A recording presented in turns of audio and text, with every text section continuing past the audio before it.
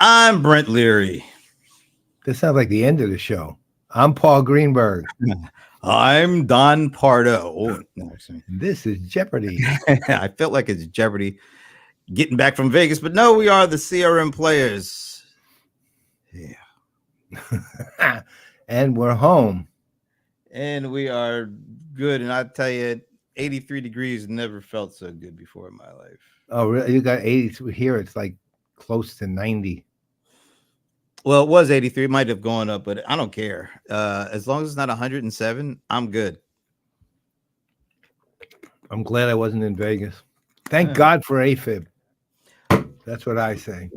I'll take words that no one ever thought to be spoken before for 200, Alex. That's that one. Oh, look who's here. It's Moment to Spin. All right.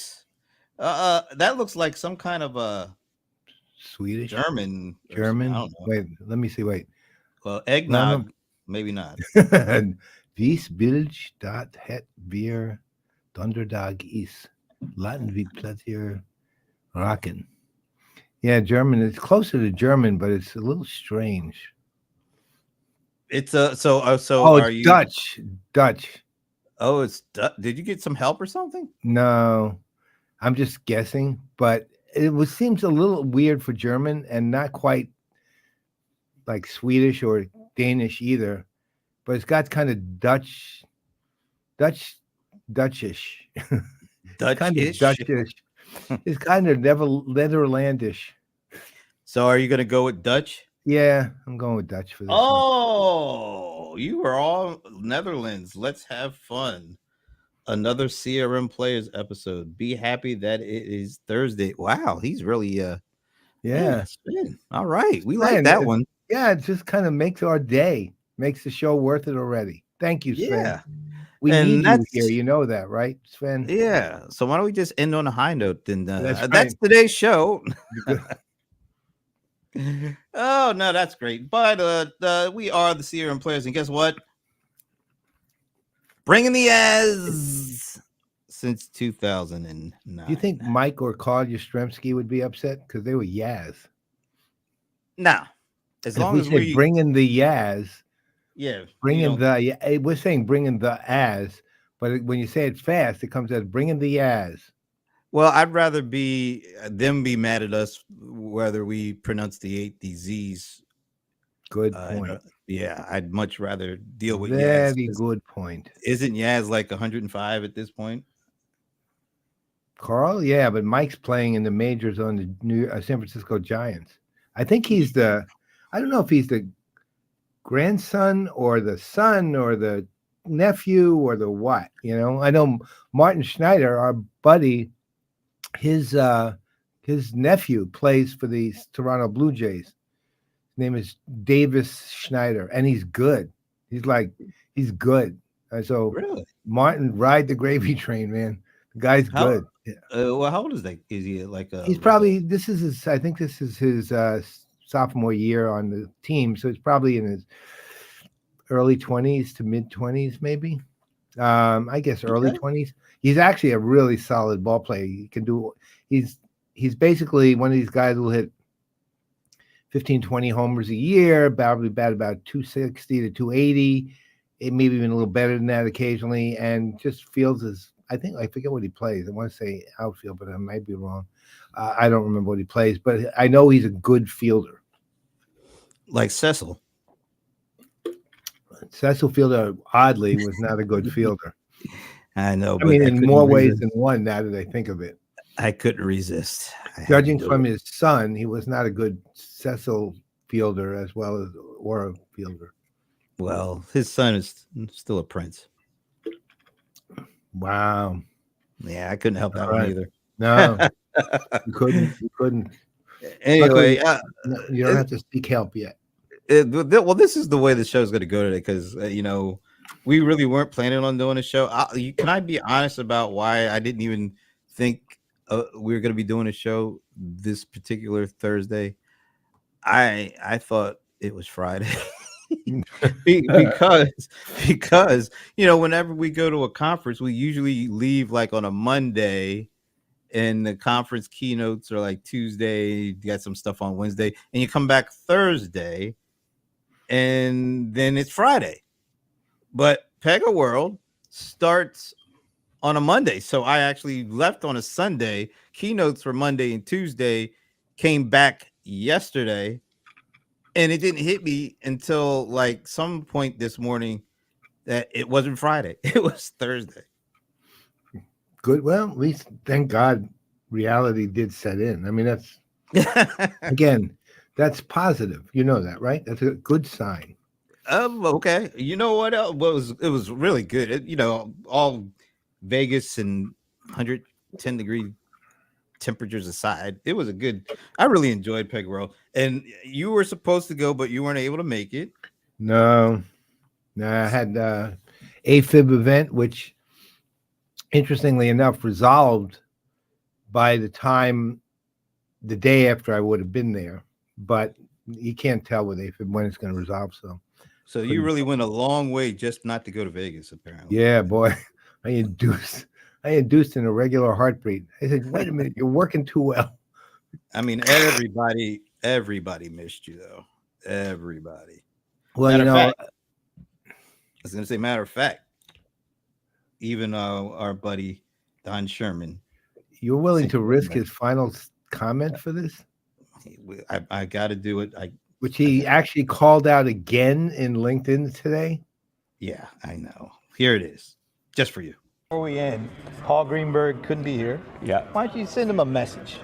Hey, Paul, I hope you're doing well. We do miss you. I was hoping for a Paul Greenberg hug, but we're thinking about you. Be well. Go Celtics. Always has to end with that. That really. Thanks anyway. That really got me. He did it to me twice. Like, one go Celtics was really more than enough, but he snuck another one in right before we ended. So. Yeah. Well, you know what? Did you read Elena's thank you? And you saw Don's specific note and Sean's comments. I think was that yesterday? Yeah. I mean, they're not letting go, man. No. Oh, well, like every year at Peg World, the Sunday before the keynote on Monday, they have like the media analyst pre-brief. Yeah. So, and it's usually, about 5:30-ish or thereabouts. Yeah. So it just so happened that at the exact same time that was going on, the Celtics were playing the Mavs. I think it was game 3. No, game 2. It was game 2. Yeah. 2. So we noticed, there was Don and Karam, they're doing their presentations.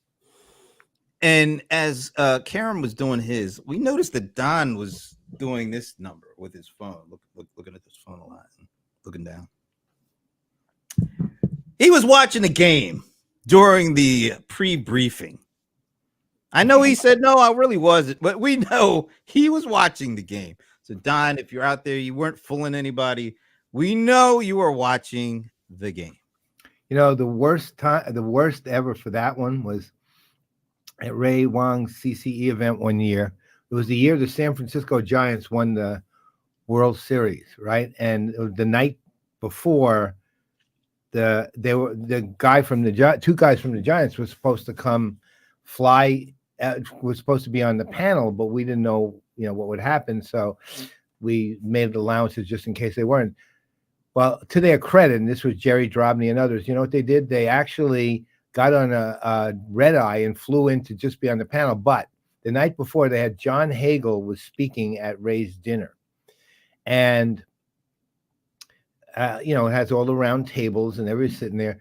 And cheers were going up throughout the time he was speaking, and he had no idea why, because it had nothing to do with his timing whatsoever. It was people were watching the game all across the entire dining room. Everyone's watching the game. And when the Giants did something good, because eventually that was the game they won the series, they would go, "Whoa!" All right, and they would cheer. And Hagel was like, he was remote, but he could hear, right? And he was so confused. It was like amazing. It was so funny, and I felt terrible for him, but it was just too funny to not laugh because You I knew didn't what was think going that on they were because doing that I for was. him? I No, thought he I had would be no feeling pretty idea. good. He I would couldn't be feeling figure it like, out because it's like, how you have, there are certain times if you say people wait, like they'll speak and have a dramatic pause and they'll wait for somebody to clap or something. This was literally right in the middle of a sentence for him. He would be saying something and people go, oh, and then, or it would be a nondescript sentence like, be like, last night I was thinking, and so you go, whoa, right. And you go, what? It's like, what the hell are they cheering me? So I was thinking, right? I mean, it was just so great. I loved it. And the reason I knew that was what it was because I was watching the game. Yeah. So anyway, it was kind of funny because he even brought it up. He's like, Sean scheduled this pre-briefing right at the time that the Celtics and the Mavs were tipping off. So I was like, yeah, he's watching that right from the stage. Mm-hmm. Anyway, it was funny. So anyway, this show today is very we're just gonna be shooting this stuff about this is I think this was event number 12 so far for me, and I'm done for the first half of the year. So I'm so glad to be able to not go to the airport for a couple, hopefully months. Look at this. Oh, for God's sake. God. For God's sake, man. Sean was in the back seat. Don was in the front, on stage. Sean was in the back. I had to take a look just to see, and I saw him ducking the head. Oh yeah, he was. There was a lot of multitasking going on. Let's put it like that. I at this point it's pretty clear the Celtics are going to win this. They overmatched the Mavs every game, except yesterday was a little more of a battle, but Celtics. It's not going to. The outcome's probably is pretty much inevitable here, and I don't have a whole lot of skin in this game at all. I mean, to be honest, as much as I dislike Boston teams, I don't dislike the Celtics that much. So I grew up with Bill Russell and John Havlicek. Wait a minute, you grew up with Bill Russell? Jones. Oh yeah. They lived next door, right? So all of them, they lived in a big communal house, right, in New York, which is amazing because they had to commute to Boston every week or every day. But that team was the team I loved because I loved the Knicks first, but they were terrible. But when I would watch a team, this was before Larry Bird. It was way before that, Marshall. Way before that, probably almost 20 years. Finn is really currying favor. Hey, you know what's like really impressive about this? He got the year that we won the Super Bowl right. Oh, I think he knows the Rams better than he admits. I think he knows. I think, once he realized how much you were a fan, he started looking into it and kind of got into it himself. That's what I think. You know what? I watched, because YouTube is just a great thing. You know what I just watched recently? I don't know if I should be. I watched the 1951 NFL championship game where the Rams played the Cleveland Browns. Oh, we won, by the way. We won. What a game, though. I mean, that game is so many stars on both teams. Holy God. You had Bob Witterfield. You had Norm Van Brocklin. You had Crazy Legs Hirsch. You had Tom Fears. You had Bob Boyd. Yep. You know what my favorite nickname of all time is from that? Well, one of them. We had a guy on the Rams. His name is Verta Smith, but you know what they called him? Vitamin T Smith. Oh, yeah, I did know that, of course. I didn't know his name was Vertus. It was Verta, Verda. I literally know him as Vitamin Smith. That's how I knew that. I knew him by his nickname. I never heard of him otherwise. Vitamin T Smith. What a great nickname. That team, though, is phenomenal, as was the Browns, though. That was still Marion Motley's era, right? Marion Motley, of course, Lou Automatic Groza Autogram. Lou Groza. Ludato beat us the year before. We played the Cleveland Browns 2 years in a row, 1950 and 1950. In 1950, that's the legendary offense team that scored 39 points a game. And nobody has ever done that ever again. Those two teams were just standout. I used to, when I would play those sports reproduction games, on my on my PC, I would literally play 1950 in particular. I would play it just because the teams were so legendary. Those two teams were so, even though I took the Giants, which were not a very good team. But I'll give one more reason to love that team. You know, you ever hear of the backfield that we had? They gave it the nickname. What is the bullfrog? The elephant bullfrog, something like that. Backfield. It was three guys: Dick Horner, right? Deacon Don Toller. So Deacon Jones wasn't even a first Deacon for the Rams. Deacon Don Toller and Tank Younger. We had it all, man. We had it all. Yeesh. Anyway. Tank Younger was the fullback, if I remember. All right, I'm pulling myself back, Sven. You brought it out, so it's your fault. I am talking about all this. Anyway, so what we wanted to do today is just talk about all the events that, well, not all of them, but a lot of the events that we took in over the span of the first half of the year. Now that we're both off the road after all the events we went to, and just, talk about stuff like the things we like, maybe the things we didn't like, maybe the things we're like, what the hell was this? But so much. Oh God, here we go. Joy late, but I'm sure.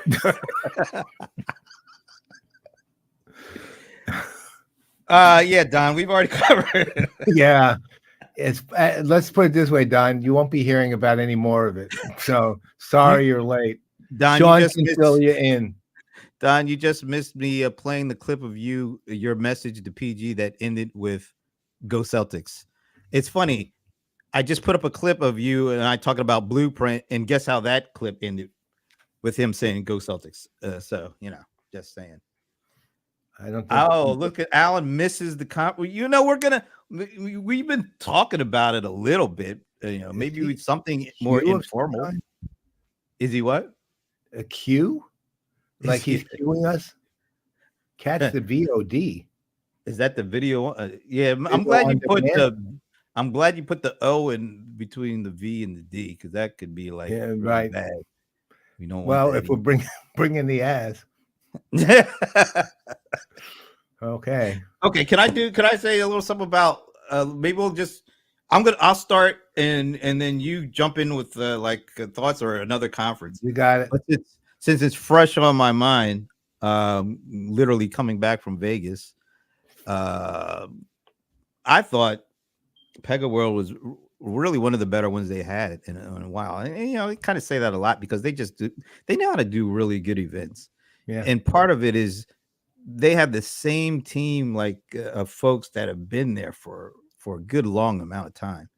And it shows and it's not only just them, but they found ways to introduce more talented people into more roles for the conference that allowed you to get even more a take and a taste of not just the conference and how they run it, but the people at the company and how they are able to kind of do things.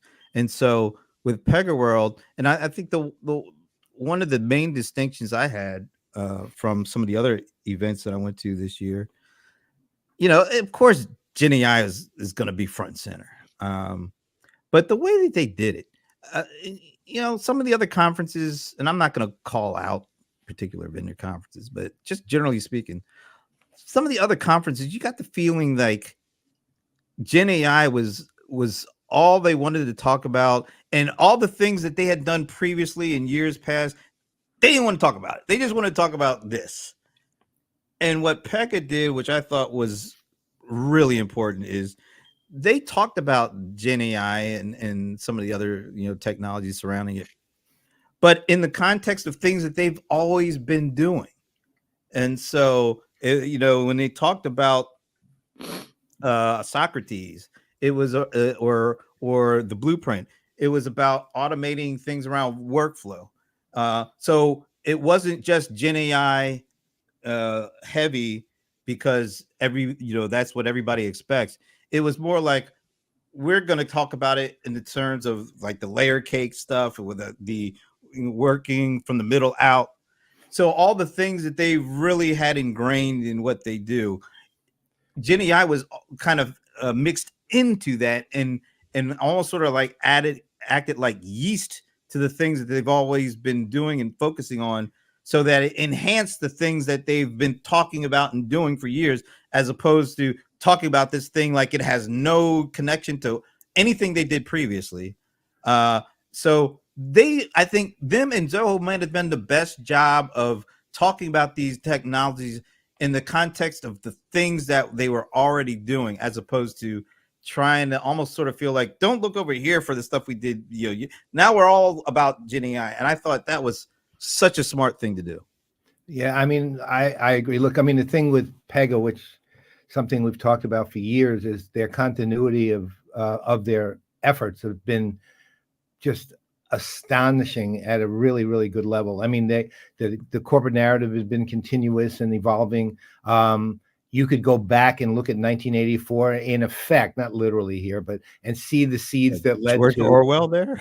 Wait a minute, how many years have they been around now? What, 80 was 84, right? Or was it 94? I was saying, was George Orwell there? I have no idea. I'll ask around. He was on the Celtics, I think. But the continuity of their corporate narrative has been the best, really, in terms of the way to present it, and what they're doing, which I was really impressed with, is they're really it goes to the heart of your point, which is they know what they know, and they know where they got to go. And again, they're a visionary company that has continuity, because they 6-7 years ago they began laying the groundwork for autonomous activity of varying kinds, and this one, using Gen AI, they're starting to bring it to fruition. But they also, the three things that they talked to, what was it, Knowledge Buddies and Socrates and Blueprint, and all of coaches them. And what? They have something called a coach too. Oh yeah, and coach. They're all not only consistent with who they are, but they're all very practical. Not only are they practical use cases for Gen AI, which is the thing overall that I'm kind of pleased to see with every company pretty much, but in the case of Blueprints in particular, you can develop your own use cases with it. And that's what actually, it's on the Pega platform. Now, that said, if I'm looking at all the conferences, including one I didn't attend, which was SAP and Sapphire, I'd say where Pega didn't shine so much, and we didn't bring this up on the watch party, but we both mentioned it afterwards, was around their partnerships. Yeah. But to be honest, that's unfortunately continuous too. They never bring up their partnerships, really, right? And I think to me, that's a fundamental error for them, and that they need to fix. I don't know that. I don't even know that they have them, right? That's what I mean. To that level, I don't even know that they have them. And you take a look around at some of the other conferences, and I found that amazing. Like we saw, for example, right after Zoho, the Zoho Zoholics, that they announced a strategic partnership with Microsoft around Copilot. And guess what? SAP at Sapphire announced a strategic partnership with Microsoft around Copilot, right? I mean, those are important strategic partnerships. Microsoft has clearly positioned themselves just phenomenally well. But, even more so, where SAP, look, I have a lot of beefs with SAP, a lot, actually. I don't like the company particularly at the moment. That said, there are certain areas where I think they do quite well, and one of them is around strategic partnerships. So, for example, at the conference at Sapphire, it was something that really stood out to me, which they announced the strategic partnership with Microsoft around Copilot. They announced a partnership with AWS. They announced a partnership with NVIDIA. They announced a partnership with Mistra AI and a couple of other consulting partnerships, Accenture, and there was one other one. I don't remember what it was, though. Oh, no, it wasn't that. And they announced, and this one I'm not so sure of. They announced an agreement to acquire WalkMe. Well, now WalkMe is a great product. I'm just sorry it's being taken off the market to be SAP. But that said, it's not a stupid acquisition either. So SAP on that level, is doing really well. I think where Pega needs to really step up is Pega really needs to step up on the partnership stuff. Yeah. On the partnership side, because the other companies, and again, Zoho's been almost resistant to partnerships over the year, but now even they're starting to think through and announce it, by the way. Pega, if you've got these partnerships, get out there and make the effort to talk about them, because I don't know. So at one of the Q&As, it wasn't with the one with Alan, which is, I should have asked at that time. I don't know why I didn't think about it at that particular time. But they did have like a Q&A with some of the leaders on the AI team. Like, what was it Rob? What's Rob's last name? Walker. Rob Walker, and Peter Vanderputten, and Christian Gut. I don't want to mess up his last name. Like Gutman or Goitman, something like that. So, and that was a really good Q&A. And I did get a question in about, all the other kind of vendor events we've been to.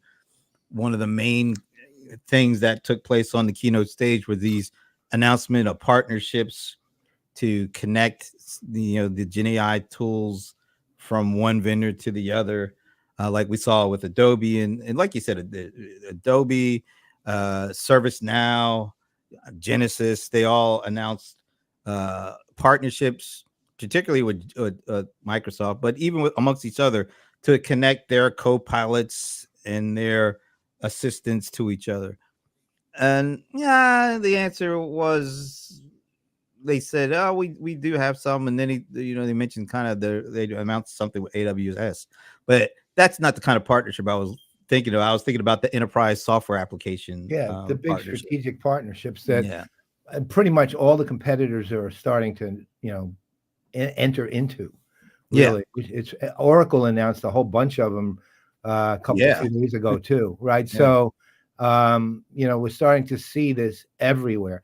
Again, I think with the Pega's announcements around Socrates and Blueprint and Socrates, and Knowledge Buddies and all that stuff was great, fantastic, and really, really, again, they're realizing a vision, or will be realizing a vision of autonomous activity. It's more than just service, which is the way we started. Autonomous activity, and they may be the first to market with it for real, as opposed to just talking about it. And they're on their way to that without any question. And they've had that vision since Jeff Nicholson mentioned it. What, 7 years ago? 6-7 years ago. Another couple of things to point out. A lot of people were talking about Gen AI in terms of creating code, writing code, and they kind of ran counter to a lot of the discussion around that. They're like, look, Gen AI is good at doing that kind of stuff if you wanted to do that kind of stuff, but organizations are not running around saying, you know what, we need more code. Right. They need things that are able for people to use. And so instead of looking at it as a code generator, look at it as a way to help create applications more effectively and efficiently, but not just as a code writer thing. And I think that was a great point. And then the last thing, it seemed like there was one other thing I was gonna, the blueprint thing. It's funny, because what I think I actually do have just a slight clip of me getting started on this. I'll play a little bit and then I'll come back and I'll tell you why I think this is an important thing. Okay. And I had a guide, Kara Manton, who works with Kern. So check this out, and then I'll tell you why I think it's important. All right, hey, this is Brent Leary, and I'm at the Innovation Hub here at Pega World. This is a really cool setup they have here. I walked through something, I thought I was Tom Cruise. I got caught up in the thing was following me ambiance. around. The design of this Innovation Hub is just so cool. It looks like Comdeck. I like the lighting. I like everything. I also really does look like Kara Manton, because she's going to show me how to build a blueprint. And I'm telling you, like the last day and a half, everybody's been saying you got to do the blueprint thing. At the keynote today with Don Sherman, he said 1,000 of these things were done yesterday, and I think they're trying to break that number today. I'm going to try to help break that, but with Kara's assistance. So Kara, first of all, amazing. Tell us what your role here at Pega is. Sure, yeah. So my name is Kara. I've been at Pega for about 5 years. Actually, 5 years, I say about 5 years today, actually, I've been at Pega. So this is your anniversary? This is my anniversary. Well, happy anniversary. Thanks. And I work in business operations for the product engineering team. So I have a pretty close-up look into what we do in our roadmaps and in our products. And she's like, she didn't say the most important thing. This is embarrassing. The best line of yesterday's keynote was from Karim Akunal, when he was doing the demo of Blueprint, and he said, he was talking actually about Socrates and how, that's one of those things that's gonna change the way corporate learning goes, which I thought was really cool. Yeah. But he also hit the line, Socrates. This is so embarrassing. I messed this up. There's also this guy named Aristotle, or, and Alexander the Great, and he called him Al the Great. Yeah, It's like, Al the Great. Al the Great, and he said, like, the mentor, Al had the mentor, his mentor was Aristotle.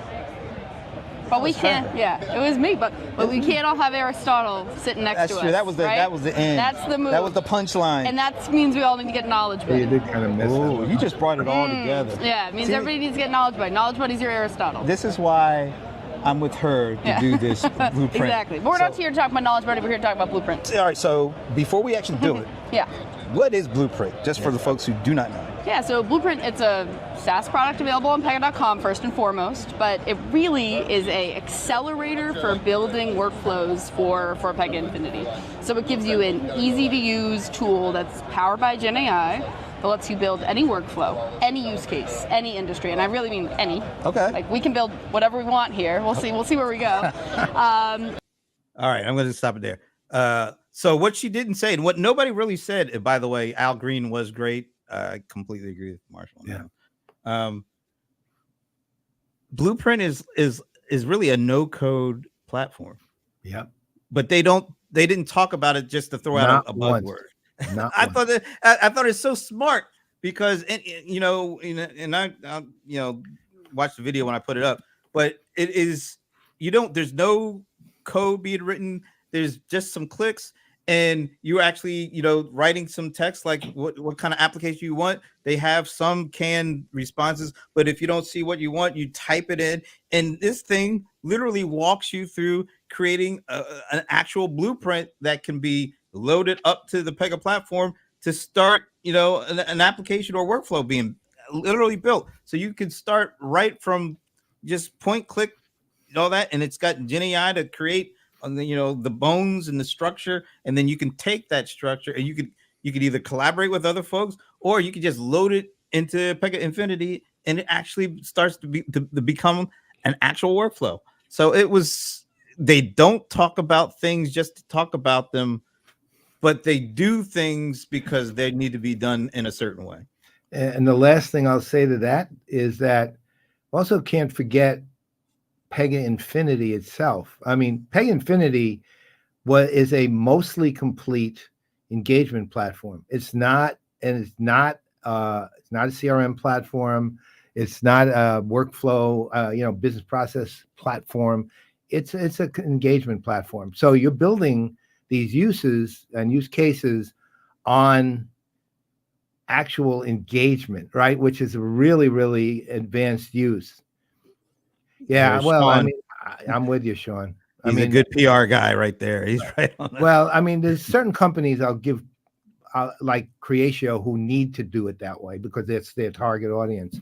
Is the no code people are literally the people who do code, right? For them, right? So, but for the most part, it's just overhyped words. Ultimately, to me, Blueprint is you make use cases make use cases literally usable, right? So I loved it, and I think overall, except for the partnership thing, I think Pega really pulled it off, and they're really got a hell of a future as long as they continue to put it out there.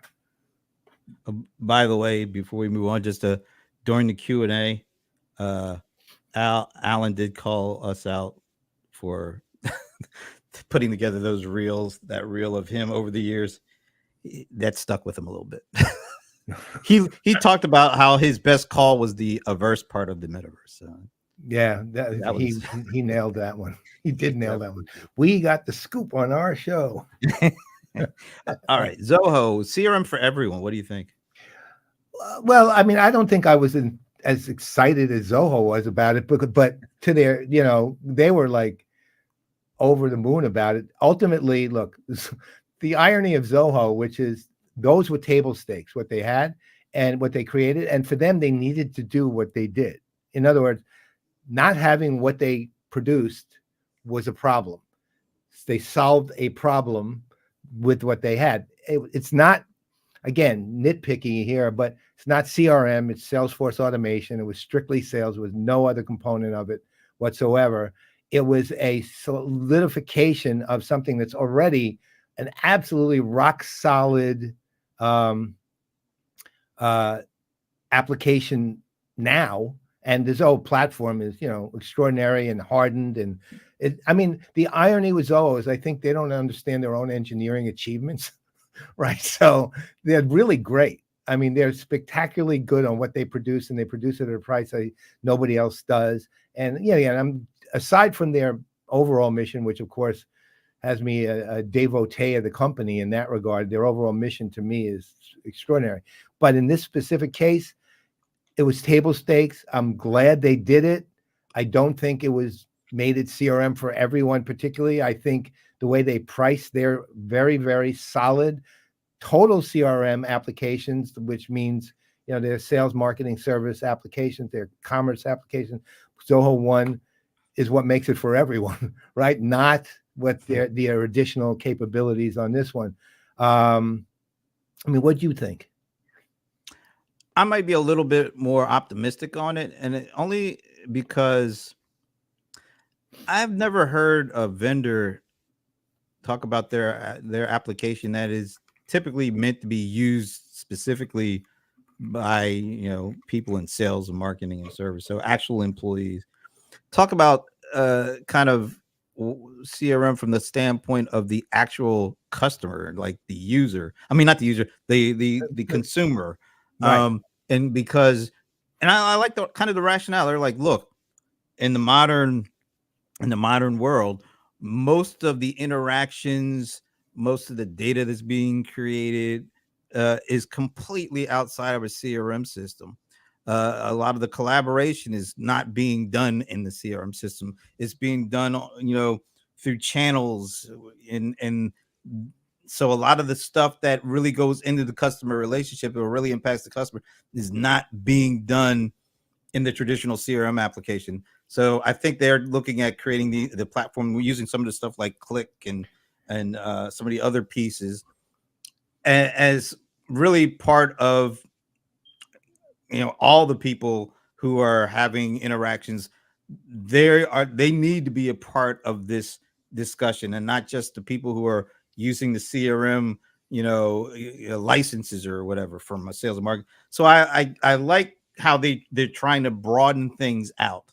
I think it's got a ways to go, but even just thinking about CRM in the context of the consumer is something that I'd never heard before. And so I'm hopeful maybe this is just the beginning, but they have some points, like a lot of the interactions that are going to be impactful to what happens with the customer relationship.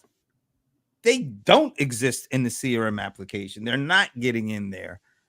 So trying to figure out a way to approach it where, and I think they use like the Chipotle app on the mobile devices, one where the customer is having interactions with the app. Sometimes that stuff you might not get into the CRM application. But to think about it in the terms of it, it should get in there, and the tools that are being used by more than just the folks using CRM, how does that get represented into the experience? I think they have a shot to do something really interesting. I don't know if they're there yet. I'll just put it like that. To your point, I agree with you on the messaging side of that, which is the fact that consumer side. I do agree with that. And I think I don't know that it was unique. I think Sugar tried it not all that successfully when they went for, ironically, it was CRM for one, is the way they called it way back. And they did, it was kind of ironic because the consumer was a part of that conversation, but sugar didn't carry all the way through on it at all. I mean, I was talking strictly to the capabilities that were released, Right. which Okay. were, to me, table stakes they needed to have and were useful. But to your point, for example, about bringing in Click and the other capabilities they do have, that's where that becomes powerful, right? I agree with you. I really, look, it's funny, as much as I love Zoho CRM, and I do, and really Zoho One to me is really it's the flagship of everything they've got. And when you combine everything that it offers, Zoho Meeting and Click and Zoho CRM and Zoho Sales and Zoho Marketing and the whole thing, then all of a sudden you've got a real case to make of CRM for everyone, business for everyone, really, and business even for the consumer of business. And and the additional services they added last year around setting up your business entity and helping you register a domain on the small business side. I mean, things like that are amazing. And now, finally, and this is a big one for me, I've battled with them over the years about them going to the enterprise for years, right, because I never thought they were ready. And I'm talking about in my, I was always talking about U.S. enterprise. Well, they finally decided, and they really de-emphasized the word enterprise, but still use it enough to kind of lock in the definition the way they want it. They finally decided that where they're going is the upper end of the mid-market, right? And that's the enterprise to them, which means the real high end of the mid-market, where NetSuite often plays, right? And there they can go. I have no issues with that. In fact, I think it's a great move for them to go there. Look, they went to the mid-market, the lower to the middle end of it, in 2018. It's been 6 years. They have solidified their position there. They're doing really well there. Technically, they can scale to any of this. So it's really just a matter of adding some capabilities, perhaps, that you would need as you might be transitioning to the enterprise on the larger scale. But on the whole, that part, locking that definition in and solidifying themselves and positioning themselves so that that's where they're gonna go, I think is really important for them. And I think it gives them a leg. It gives them both legs and both feet into that segment right away.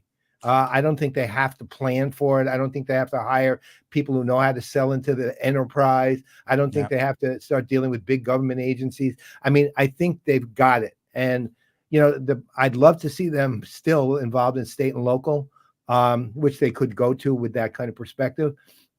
But particularly local with transnational localism. It's perfect for them. And what they have with their system, their hardened system, is you could take Zoho One's hardened system, do a couple of compliance tweaks, because it's also a compliance system already, and you'd be ready for local government right off the bat.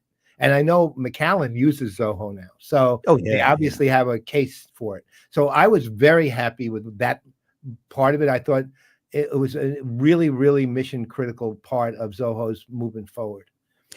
I'll also say, I think of all the partnerships you're seeing around Microsoft Copilot, I think Zoho stands to benefit the most with this, whatever this. I hope it's the kind of partnership that we think it is. I think this could be a huge thing for Zoho, connecting what they have to Microsoft Copilot. I agree. And it's the first big step for Zoho to just take on a whole other level of collaboration and interaction in the marketplace too. I mean, one other thing they've done, which I have been blown away by, because it basically just totally has proven me wrong, is when they were first beginning to expand. I mean, keep in mind, we've known them now, 22 years, right? When they first were starting to expand, I had this conversation with Raju, and I said, well, your culture is going to change pretty dramatically. So as you grow bigger, and that Zoho's culture is everything to them. It's probably the most important thing to them. They would literally give up markets just to retain the culture, right? I mean, it's that important. And here's the deal, though. What they've done is they've expanded enormously since the day we were talking about it, and given up 1%. And this is metaphorical, obviously, 1 or 2% of the culture, maybe. There was no dramatic change in their culture at all. They can't do all the little things they used to do. Like, I know Raju wanted to cook individual breakfast for everybody at a major conference. They can't do that anymore because that'll take them a whole year, and they'd be at the next major conference by the time they were done, and the original breakfast would be cold. But those little things, yeah, so what? You give those up and you change over to other things that still are consistent with your culture, and that's what they've done. They've done a brilliant job there, and I was wrong. I mean, I really thought the changes would be significant, because in most companies, they are significant. In Zoho's case, to their immense credit, they've kept the culture. And I'll also double down on something they did and emphasize years before anybody else did in enterprise software. The whole idea around data privacy, customer data privacy, and responsible use of or not using customer data. They were well ahead of everybody in the enterprise software space. And even creating the ULA browser and doubling down on that on some of the things. Everything they do now, privacy is also at the baked in a major driver in how what they do actually takes place. So I give them a lot of credit for that. Let me put this up because our buddy is saying, hey, anybody out there, you want to try out this blueprint thing? You can do it. Just go to pega.com/blueprint. You said you already did one, right? Yeah, I played with it a little. I didn't get a chance to finish, unfortunately, because I was, in the middle of AFib, right? So kind of made it a little tough. I played I started playing with it actually after Alan, and then I went back to it and started again, and then but the AFib kind of tired me out. That said, it's actually quite simple to use. It's not hard. Well, when I post that full video, by the way, Don, I don't know if you saw it, but I got a chance I did my blueprint. I did it before I left, Don. So I told you I would, and I did. But here's what didn't happen. So at the end, when you do it, you can have it sent to your email. So I typed my email in. I'm still waiting to get it. I'm still waiting to get what I created with the blueprint. So Don, I did it. I thought you were going to say at the end they didn't say "Go Celtics" when it's done. That was their closing. Okay, you're done. Go Celtics. Luckily, I didn't get that either. Otherwise, you would have smashed that whole wall there. Oh, there it is. That's the kind of awesome execution we. He's just not going to let, and they haven't even won yet. I'm Don, you push it. I'm going to start rooting for the Mavericks here.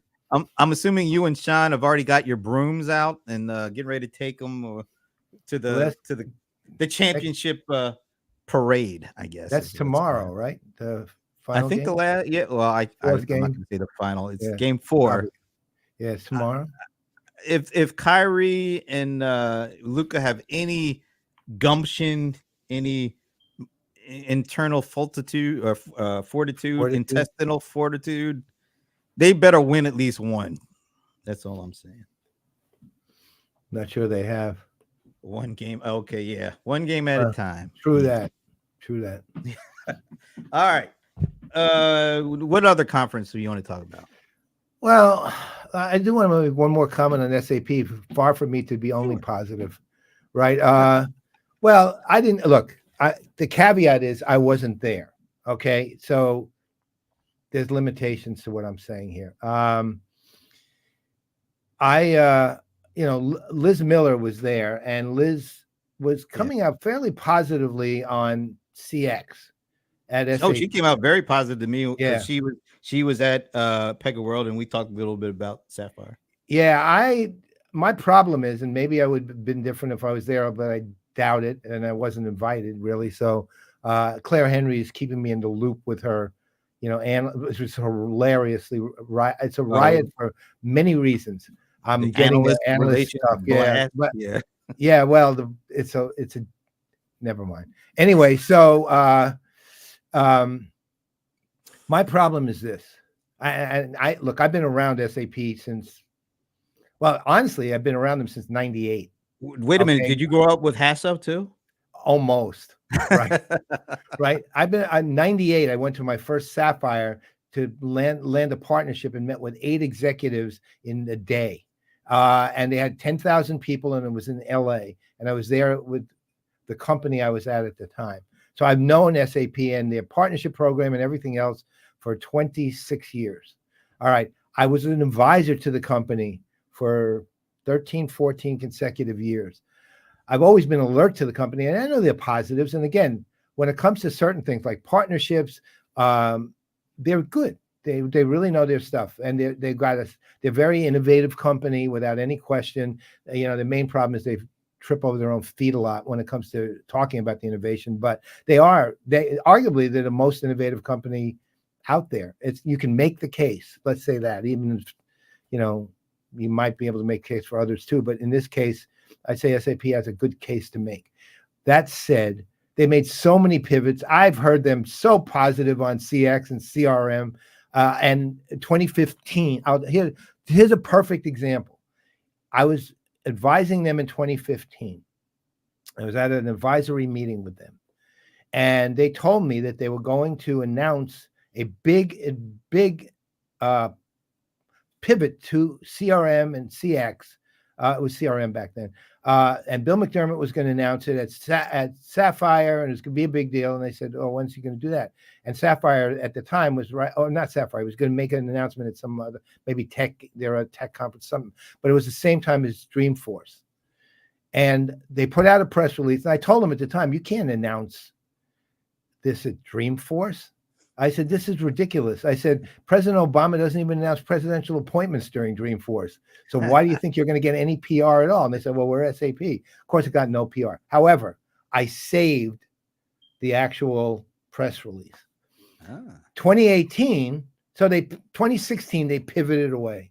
And this is, by the way, that was pivot number 2 already. That wasn't the first pivot. It's a lot of pivoting. Away. So then 2018, McDermott announces the world is going, you know, that's the year that CRM was announced as the largest business technology market in the world, right? And then they're pivoting to CRM. And I literally said, just publish the press release that got no PR in 2015. It's the same damn thing, right? It literally was. And I sent them the press release saying, look, you did this already in 2018. And then they pivoted away again. They did nothing with it. They brought Bob Stutz in. Bob goes there, pretty much can't do what he has to do because they hinder him all the time. And then all of a sudden, it's got people doing nothing. And then you hear this industry strategy thing where CX is only going to be in industries. I mean, they don't have a CX strategy. Look, they're an ERP company. More power to them. They're not a CX company. They're never going to be one. They don't play in that world very well. They don't know how to play. I appreciate what Liz said, but I don't trust SAP as far as CX goes. I trust them to accomplish their AI with Joule and their partnerships with all those companies. I trust that. I do not trust anything they say about CX. They need to prove it, not just say it. I don't care. She said, Christian Klein said that they invested in things they shouldn't have in the past. What does that even mean? Right. Right. I don't believe it. To be honest, Well, I don't believe it. I'll just say this. It's when you make a lot of different applications, and one of those applications probably accounts for, I don't know, half the revenue. I don't know, a significant majority of their revenue. And then maybe this other thing doesn't account for hardly any. It's like a blip, comparatively speaking. It's kind of hard for that blip to get the kind of respect and attention that the other thing. That's fine. Don't make up stories that you're going to do it. Right. Look, Microsoft, let's face it, Dynamics is a blip. I mean, for any other company, it's a company, right? It's $4 billion or $5 billion or $8 billion. But Microsoft is a blip. But Microsoft plays it smart. because Microsoft understands they're an ecosystem company. They're a platform company, and you need business applications in an ecosystem, or you don't have an ecosystem that works. And they dominate it. They dominate it with operating system. They dominate it with the apps themselves. They dominate it with the back end. They dominate with the AI. They dominate it with Azure, right? I mean, they get it. The business apps are there, not because it makes them a ton of money, but because it's a really smart move and helps complete their ecosystem. And to me, that's the genius of Microsoft. SAP's never seen that, never understood that. Even in the best days, they didn't understand it as part of an ecosystem. So Steve Gilmore, he should know better than to call right now. Steve, come on, man. You know what time it is.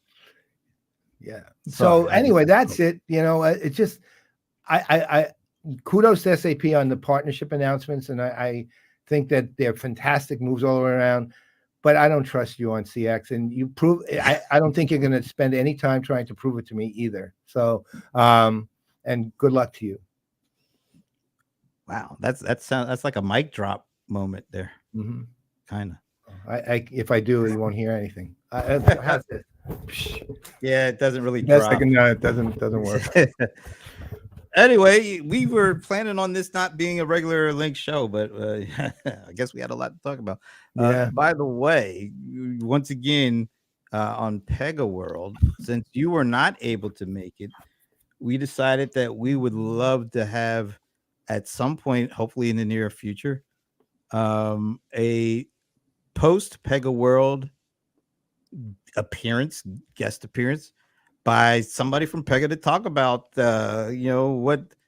what they saw as a part of the last couple of days at Pega World. Maybe just have a little bit of a recap and a look forward kind of thing. So Sean, if you're still on, Don, maybe Sean, if you figure out who you want. Sean figures it out. It is up to Sean? Yeah, of course it is. He's the analyst relations guy. We go to him. Okay.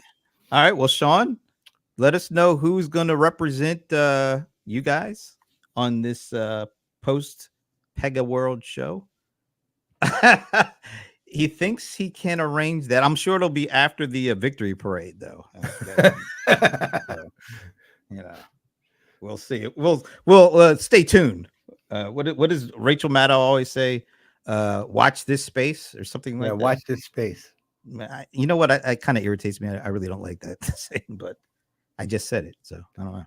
Anyway, so we will work through Sean to figure out who will be joining us after the Boston Celtics champion parade. I'm hoping I'm jinxing them by saying they're going to win already.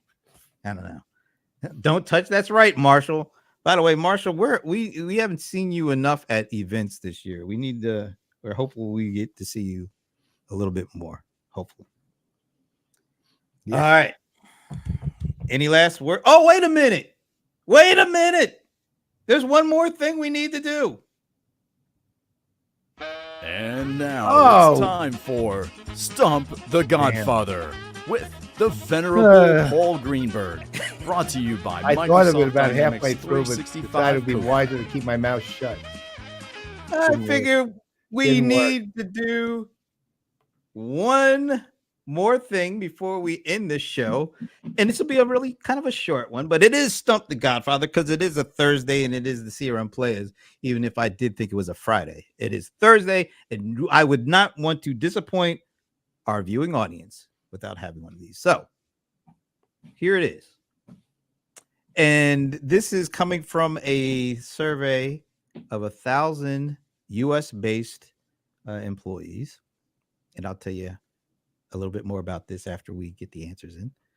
But what percentage of 1,000? Sorry, we're out of time. What percentage of 1,000 survey respondents say they are more comfortable with AI being used to analyze their work performance and behavior than humans?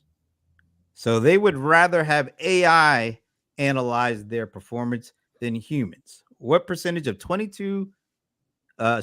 what percentage of 1,000 U.S. based employees say they'd rather be analyzed by AI than by other humans for their work performance? Anybody? Okay. Put a We've guess got a in. bunch of people out there. Sean, Marshall, Don, if you're still there. I don't know. I think we lost Sven.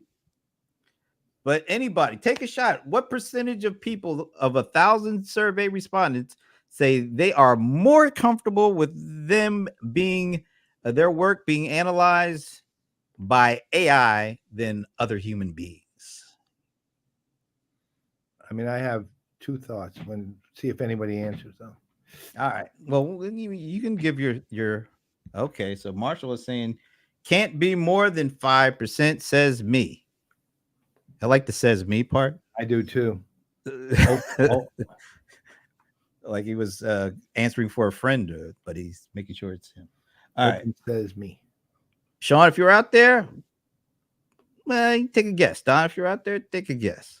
But what are your thoughts? Okay, so okay, so we went from 5 to 0. Yeah. So here's the deal. If this were baseball we were talking about, and that would mean baseball players being analyzed by umpires, I'd say 100%. Right. So well, didn't they have baseball? Didn't they have that beeping thing for a while, like the strike zone? If it oh no, that's not for a while. It's they're using it. I don't know if it's AI driven, but it's a sensor driven strike and ball thing in the minor leagues now, and probably will implement it for strikes and balls in the major league by 2025 or 2026. So I mean, it's that bad right now. Wow. If it's everybody but baseball, I'll take them out of the equation. I'm in the realm of 5-6% also. 10. If it's much higher, then human beings are idiots. Well, let's say this. There's a level here, I'll say, is within the margin of error that's maybe higher than normal. But if it goes above it, then humanity is hopeless and it's idiots. So we've got can't be more than 5% for Marshall. We've got 0 for Sean, and we've got somewhere in between for you. I'm at 5-7%, like we're in Marshall's range, and and as I said, margin of error, I'll run at 10-15%, but if it gets above 25 or 30%, then human beings are idiots and we're all doomed. Okay, so I think we're locked in. Okay. Once again, this is 1,000 U.S. based employees. Okay. The answer to the question of what percentage of 1,000 surveyed respondents said they are more comfortable with AI analyzing in their work performance than actual human beings. Here we are. Oh my God, they are idiots. 22%. They're idiots. 22%. And as you can see, I know this for a fact because I'm the one that did the study. Oh my God. And this is something that'll be coming out shortly that I did in partnership with Zoho. They are idiots. 22%. Human beings are idiots. Well, let's think about this. Let me rephrase it. U.S. citizens are idiots. Well, let's think about this a little bit. One thing that AI does not have, or at least it shouldn't have, biases, right? So it also doesn't have the depth to analyze with that kind of work performance. It doesn't observe people. But sometimes maybe people getting observed by biased people know that they aren't going to get a fair shake, so they'd be better off getting analyzed by AI. Maybe that's what they're thinking. I don't know. These people are abstracting AI when they're thinking about it. I like Marshall's what the actual F. Yeah, I happen to agree with Marshall on this. Is that for fig? Yeah, that's right. It's for figs. For figs. What the fig?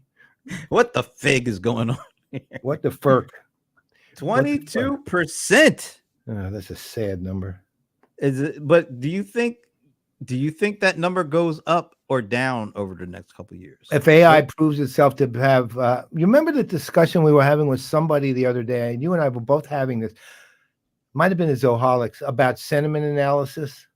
Oh yeah, I remember that. Who are we having that with? I don't know, but you made the point about how bad it was. What was it? The 11 points or the? Well, how people are just ordinarily doing 5-point now. Clarabridge had done 11-point, and then we were talking as AI is a potential answer to that. When AI is able to interpret that, when AI is able to take that and interpret even body language and things like that, then, there's an arguable case. Right now, it's just interpreting what? Numbers, metrics, because it's not interpreting behavior. Or is it? How is it? If you can show me how it's interpreting behavior, I might even argue for it. But I have to see how it interprets behavior. Maybe people are just too optimistic about this. Yeah, well, maybe. I mean, I can see it interpreting work performance if KPIs are, if there's math involved somehow, or if there's written responses that are with specific outcomes that are measurable in some way. But AI without hard measurement, where it's measuring soft behavior, in this case, I don't see how it does. You know what? I bet you're spending way more time thinking about this than the folks who actually answered this. Yeah, well, no, I happen to agree, and that's why I say U.S. citizens are clearly idiots. So, I mean, less 22% of them are. Well, no, 17% are. The 5% aren't. 5% we thought it would be are not idiots. They're just optimistic. But if it's at this level of 22%, then they're idiots. I'm kind of glad that Don Sherman didn't answer this, because I bet his answer would have been go Celtics. So it probably wouldn't matter anyway. Anyway, folks, thanks for hanging out. It's been an interesting first half of the year with all the conferences. But man, am I glad we get a chance to break. I think next ones are what? Dreamforce and Cloud World, right? It's funny because on the plane ride home yesterday, coming home from the last event of the first half of the year, I got notifications for both Dreamforce and Cloud World. My flights are been made for both. Yeah, yeah, I'm done too. Hotels, flight. I mean, you've gone to more conferences than me. I've gone to maybe 6, 7, because I'm not going anymore as much as I used to deliberately, and B, the AFib thing threw off one, so I would have been a Pega without any question. Yeah. But I'm kind of glad I'm not. Hey, but you know what? There is an event that everybody needs to be thinking about coming up in November, right? Now, what might that be? I think you gave it the name. Yeah, no, not Thanksgiving. A little before Thanksgiving. It is, what do you call it? IRL something? IRL 2024. In real life 2024. Isn't that like an India Race League or something like that? Yeah, that's it. The India Race League. The CRM Playaz 15th anniversary was January of this year. And as a result, we're holding a celebration. PPN is holding a celebration of CRM Playaz. And it's going to be in Atlanta on November 11th and November 12th. It's starting to shape up pretty nicely. It'll be at the Atlanta Tech Village. In Buckhead. It will be invitation only, though. Yes, right. So don't get any ideas out there just crashing or anything. We're gonna be have heavy security at the door. We're gonna have Zoho One security. Don't we even have a call tomorrow to talk about some of the technical stuff we're gonna be trying to do? 4 live streams. Think of that. Yeah, what event do you know has had 4 live streams running simultaneously? Oh, I know one. IRL 2024. All right, folks. So on that note, enjoy the rest of your week and weekend, and we hope to see you next Thursday. So on behalf of, well, no, that's not how I'm going to end it. I'm just going to say I'm Brent Leary. Jeez, I'm Paul Greenberg. We are the CRM Players, and guess who's back? Yay, Minnie. Not Eminem. Anyway, we will see you next week.